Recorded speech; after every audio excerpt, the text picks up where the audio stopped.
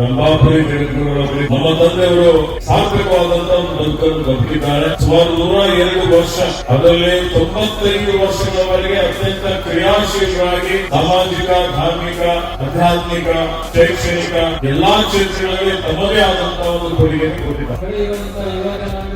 ಒಂದು ಆಶಾ ಕಿರಣ ಅವರು ಹಾಕಿದಂತಹ ಯಥಾರ್ಥಿ ಸಮಾಜದ ಬಗ್ಗೆ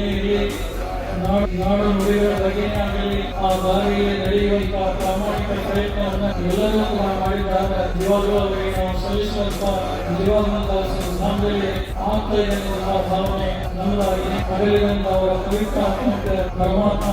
ಶಾಂತಿಯನ್ನು ಅನುಗ್ರಹಿಸಿ ಅವರ ಅಗಲಿಕೆಯಿಂದ ಹುಟ್ಟುವಂತಹ ದುಃಖವನ್ನು ಜಯಿಸಿಕೊಳ್ಳುವಂತಹ ಶಕ್ತಿಯನ್ನು ಅವರ ಕುಟುಂಬ ವರ್ಗದವರಿಗೆ ಈ ನಾಡಿನ ಸಮಸ್ತ ಜನತೆಗೆ ಬರುವಂತಹ ಅನುಗ್ರಹಿಸಿ ಅಂತೇಳಿ ಸಂದರ್ಭದಲ್ಲಿ ಒಂದು ಸಾಂತ್ವನ ಒಂದು